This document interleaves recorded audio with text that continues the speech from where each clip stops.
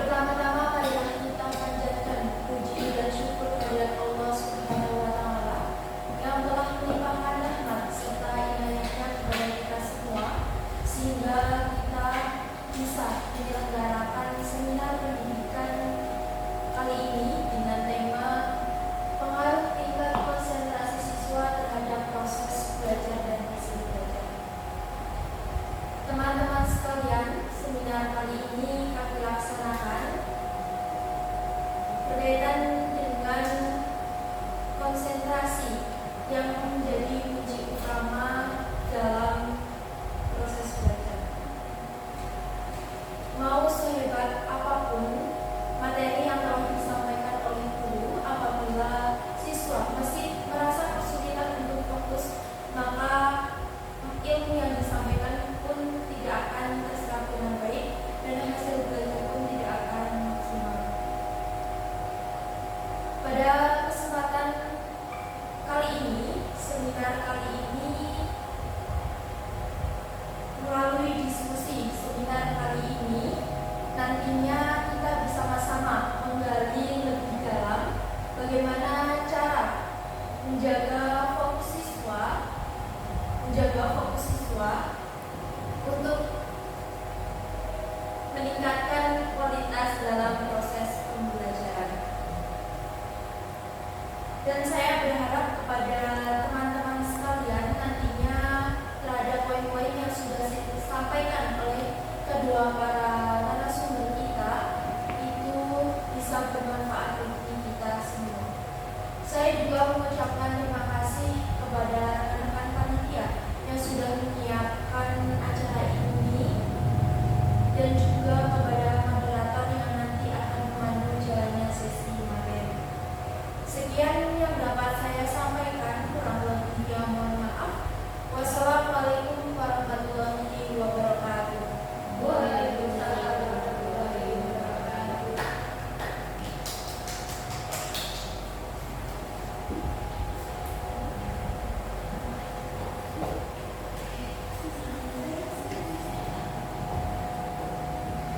Baik, langsung saja kita sambut moderator yang akan memimpin jalannya seminar hari ini, kepada saudari Wadahni Sina Wafi dan para pemateri kita hari ini. Waktu dan tempat kami persilakan.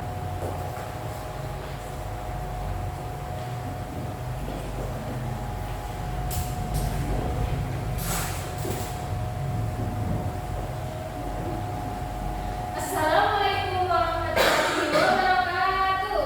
Waalaikumsalam warahmatullahi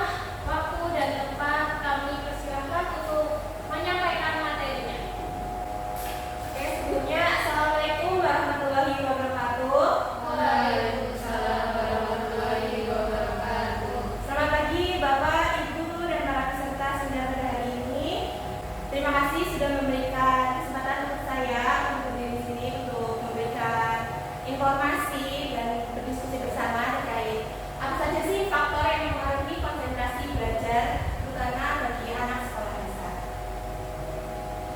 Pastinya Bapak, Ibu selalu memperhatikan anak-anaknya saat belajar baik di sekolah maupun di rumahnya. Terkadang anak itu dengan mudah mendapatkan informasi itu, memprosesnya, menerimanya dan mengingatnya itu dengan mudah, dan kadang anak juga kesulitan menerima informasinya karena konsentrasi belajar mereka yang bisa dikatakan rendah. Jadi tingkat konsentrasi ini sangat berpengaruh kepada fokus anak saat belajar. Di mana saat fokus belajar anak menurun, pastinya prestasi belajar anak juga akan menurun.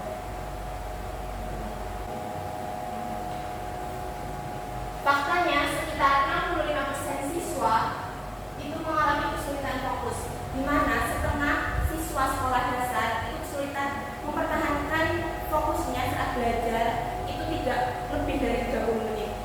Di mana saat Bapak Ibu mengajar di kelas 30 menit di awal itu anak pasti fokus mendengarkan kita, terus mencatat, bertanya, itu pasti akan aktif anaknya.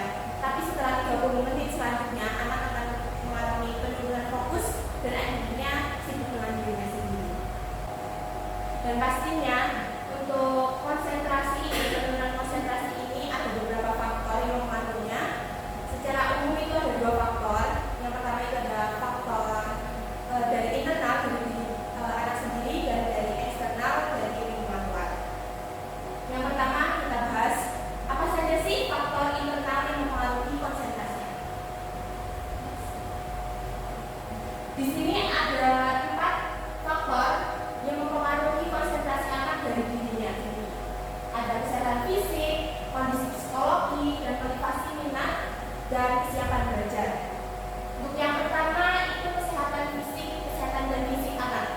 Ketika anak merasa lelah, sedang sakit, kurang tidur, pola makan yang tidak teratur, bahkan tidak makan, itu bahkan berpengaruh ke tingkat konsentrasi belajar anak. Misalnya anak saat berangkat sekolah, anak tidak sarapan, pasti anak di sekolah itu saat belajar akan merasa tidak fokus karena perutnya yang pasti lapar dan pagi saat tidak sarapan.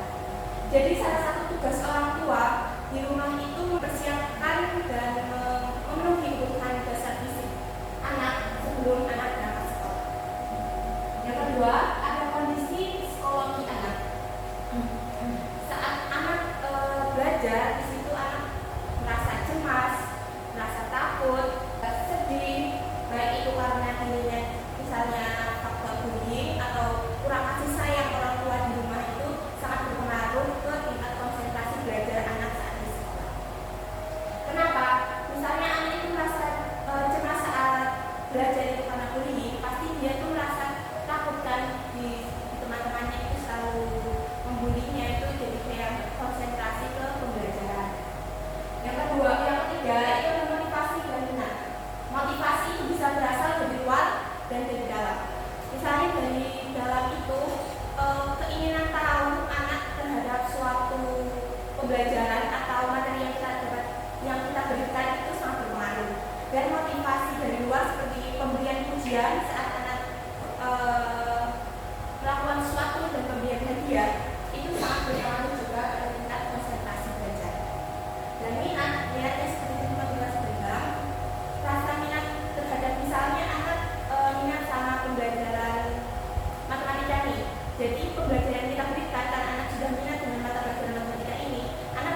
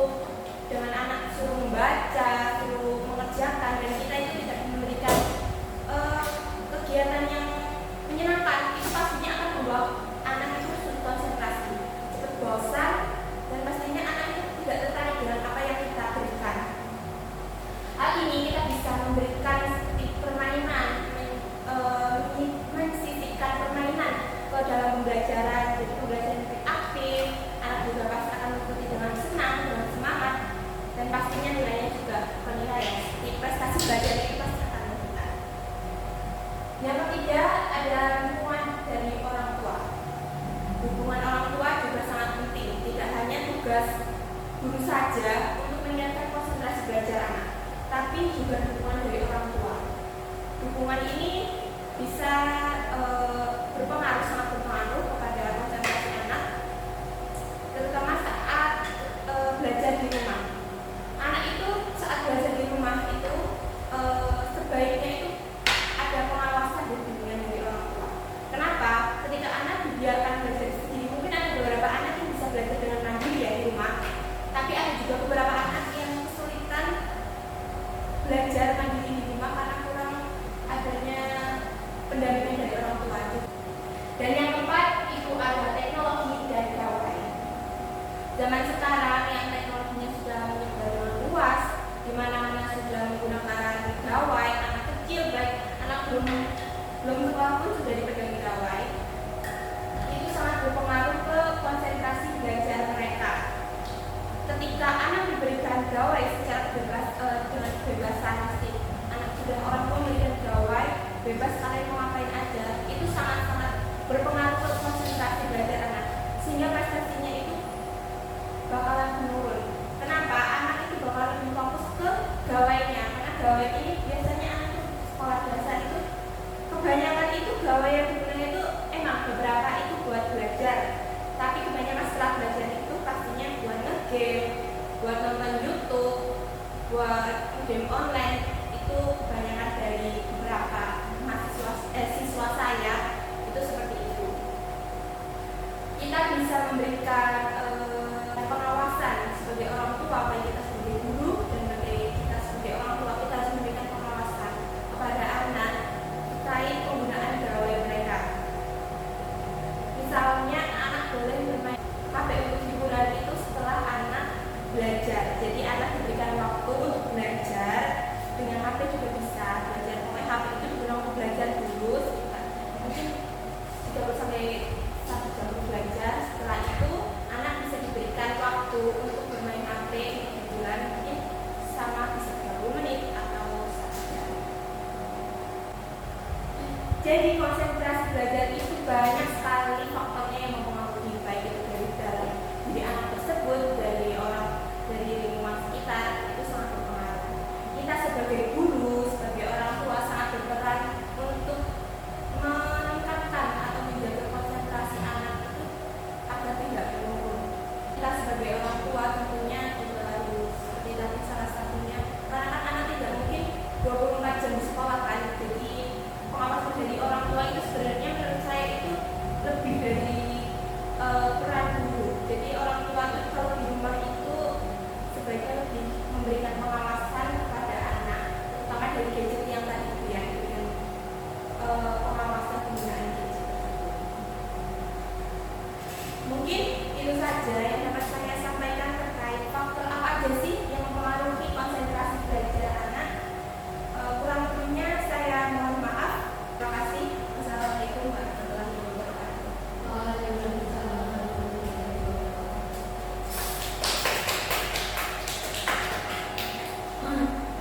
Terima kasih banyak kepada Ibu Fatimah yang telah membagikan materinya kepada kami yang sangat luar biasa, dan juga semoga nantinya akan bermanfaat bagi kita semua di masa mendatang. Langsung saja kita menuju ke acara berikutnya, yaitu kita sambut pemateri kita yang kedua, yaitu ada Ibu Vita Indriani, sarjana pendidikan. Beliau merupakan guru SD yang juga patut diteladani dan juga ramah kepada setiap siswanya.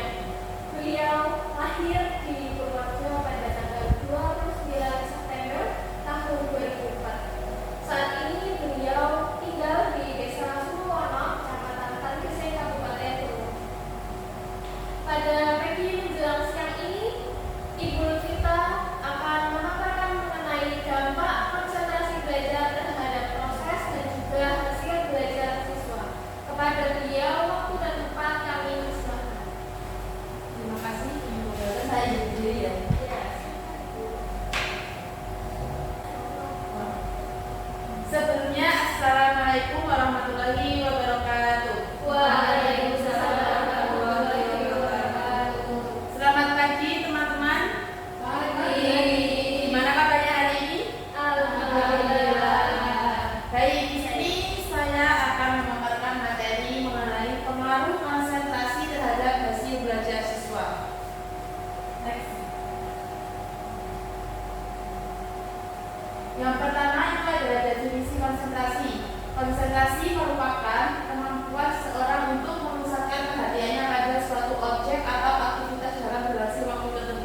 Jadi konsentrasi itu ketika siswa diajak belajar di kelas, jika kita durasinya terlalu lama atau bahkan tidak ada ice breaking atau apapun, dan kita hanya berfokus pada materi saja kurang lebih selama 2 jam atau lebih, itu akan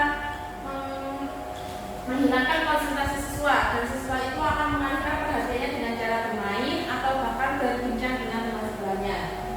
Selanjutnya, dalam ilmu pendidikan, konsentrasi berarti mengarahkan seluruh pikiran dan tenaga pada materi pelajaran yang sedang dipelajari tanpa terganggu oleh distraksi. Jadi ketika pembelajaran berlangsung ini, usahakan kita bisa mengkondisikan suasana kelas agar siswa itu tidak mudah terpengaruh oleh kondisi luar. Kemampuan ini sangat krusial karena menjadi penentu utama apakah seorang siswa akan berhasil dalam studinya atau tidak. Tanpa adanya fokus, kegiatan belajar tidak akan bisa berjalan secara efektif. Selanjutnya ada hambatan pemahaman akibat kurang fokus. Nah, akibat kurang fokus ini, siswa tidak akan berkonsentrasi saat guru menjelaskan dan akan mengalami kesulitan dalam memahami materi pelajaran. Ketika siswa tidak memperhatikan penjelasan guru, maka di saat guru memberikan pertanyaan, siswa tersebut akan kebingungan menjawab atau bahkan tidak bisa menjawab. Nah, dampak lanjutannya ini adalah mereka akan tertinggal dari teman-temannya dan akan menjadi pasif atau kurang bertanya, hingga akan merasa bosan dan kehilangan motivasi untuk belajar. Hal ini menunjukkan bahwa konsentrasi berkaitan erat dengan minat belajar siswa.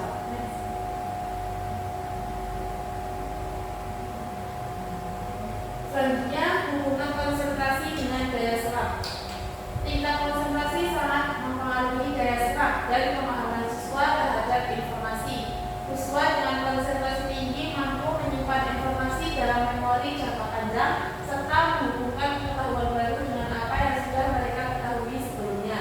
Sebaliknya, jika siswa yang tidak fokus cenderung hanya menghafal secara mekanis tanpa memahami makna, sehingga ilmu tersebut cepat terlupakan.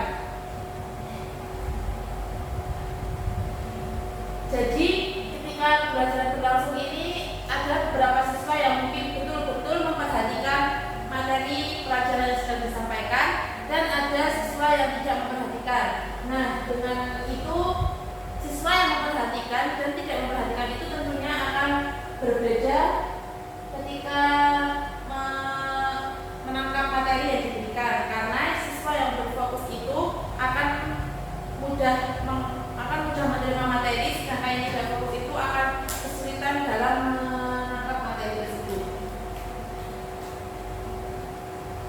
Selanjutnya ada dampak pada perilaku belajar di kelas. Konsentrasi juga tercermin dari perilaku sehari-hari siswa di sekolah.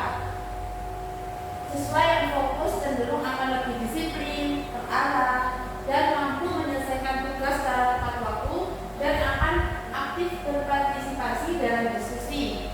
Tetapi sebaliknya, siswa yang mudah teralihkan perhatiannya seringkali menunjukkan perilaku yang tidak stabil, seperti melamun, berbicara sendiri, atau bermain-main saat pelajaran berlangsung.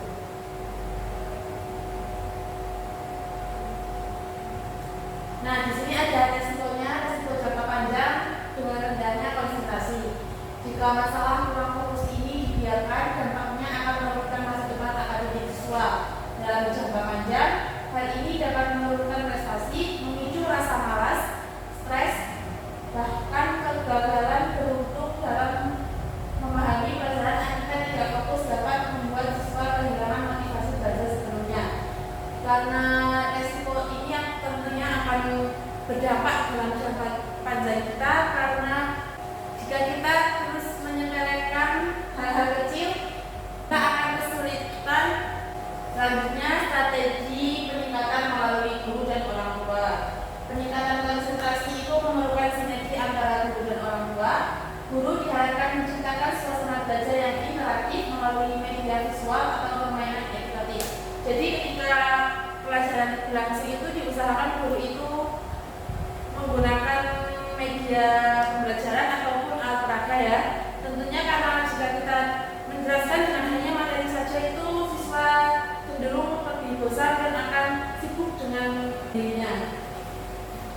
lain, orang tua berperan menciptakan lingkungan rumah yang aman dan mendampingi anak saat belajar agar fokus mereka dapat terjaga. Siswa akan lebih mudah memahami materi secara mendalam dan meraih prestasi optimal. Tentunya pendampingan orang tua ini juga sangat diperlukan karena contohnya ketika siswa itu mendapat PR dari sekolah dan siswa itu kemungkinan kesulitan dalam mengerjakan. Nah, di rumah itu orang tua perlu mendampingi dan perlu memberikan materi tambahan agar siswa tersebut itu bisa mengerjakan dengan baik. Baik, mungkin itu saja materi yang dapat saya berikan. Ada kurang lebihnya mohon maaf. Wassalamualaikum warahmatullahi wabarakatuh. Waalaikumsalam warahmatullahi wabarakatuh. Terima kasih banyak kepada Ibu Nurfita Indriani yang telah memberikan materinya kepada kita semua. Semoga bisa menjadi contoh yang baik dan juga bisa bermanfaat bagi kita sekalian. Kini saatnya kita memasuki sesi tanya jawab. Silahkan bagi Bapak Ibu guru atau teman-teman mahasiswa yang ingin bertanya dan juga mengungkapkan pendapat kalian kepada kedua pemateri kita yang sangat luar biasa pada hari ini, kami persilakan bisa mengangkat tangan dan juga memperkenalkan namanya. Baik, silakan.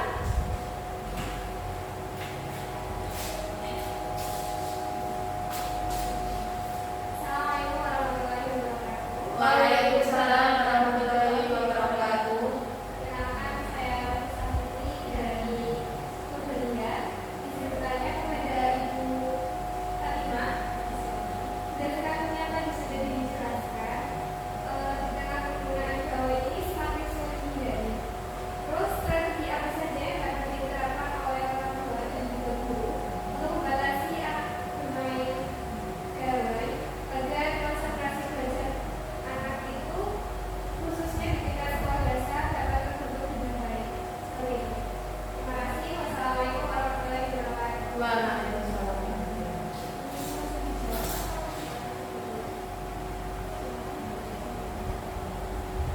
Baik, untuk rekan-rekan yang lain jika ingin bertanya masih kami berikan kesempatan untuk 2 sampai 3 penanya.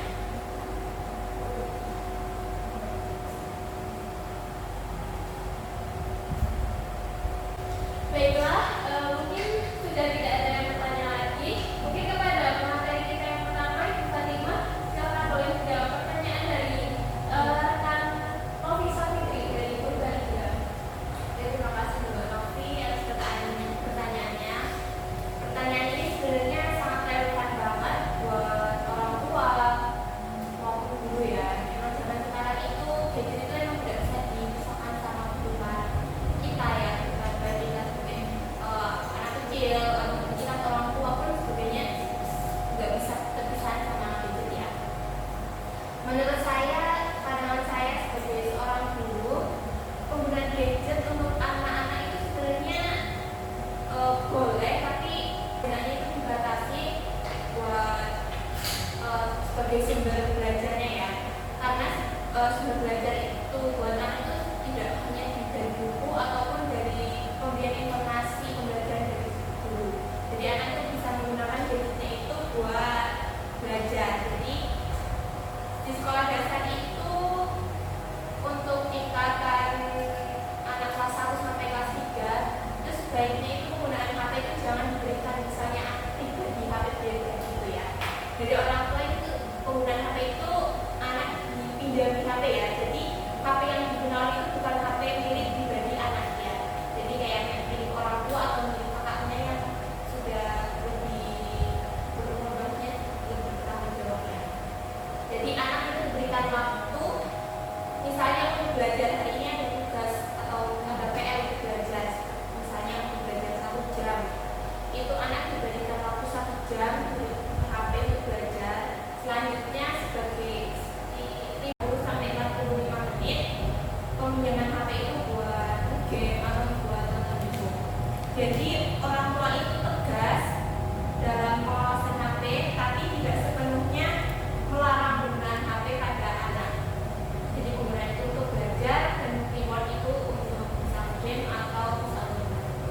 Dan saat pembelajaran di sekolah, biasanya itu untuk kelas 4 sampai kelas 6 itu penggunaan HP itu biasanya boleh dibawa ke sekolah dan guru itu harus mengawasi penggunaannya. Jadi HP itu boleh digunakan saat proses pembelajaran sebagai sumber belajar. Setelah itu HP bisa dikumpulkan lagi ke guru agar lebih aman tentunya dan anak itu tidak bebas menggunakan HP. Meskipun itu dalam waktu istirahat atau istirahat. Mungkin itu Mbak Novi strategi yang dapat saya berikan. Oke, luar biasa sekali ya jawaban dari pemateri kita Ibu Fatimah. Baiklah, karena waktu kita juga terbatas dan pertanyaan sudah terjawab semua, maka sesi tanya jawab pada seminar kali ini saya tutup. Terima kasih kepada para penanya yang sangat antusias untuk bertanya kepada kedua pemateri kita pada hari ini. Selanjutnya saya akan menarik kesimpulan dari kedua pemateri pada pagi hari ini, yaitu konsentrasi adalah kunci keberhasilan dari belajar siswa. Namun saat ini 65% siswa SD itu mengalami kesulitan untuk fokus. Nah, hal ini dipicu oleh faktor internal seperti kelelahan dan juga emosi mereka yang tidak stabil. Serta ada juga faktor eksternal seperti lingkungan yang fisik dan juga adanya ketergantungan anak terhadap gawai.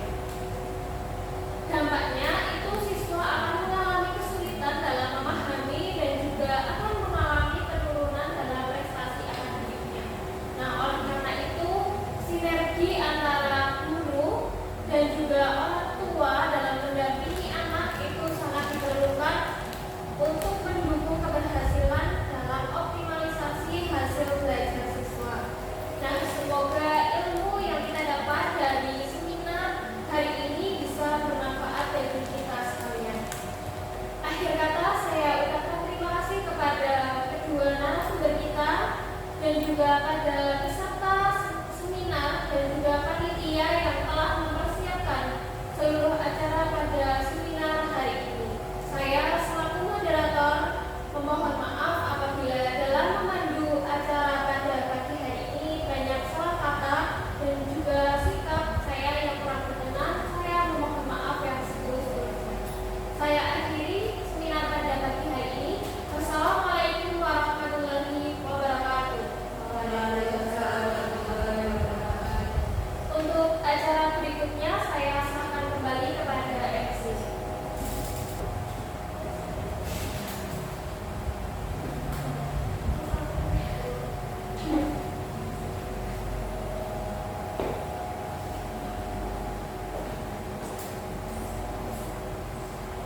Baik, terima kasih kepada moderator dan para pemakalah atas jalannya seminar yang sangat menarik ini.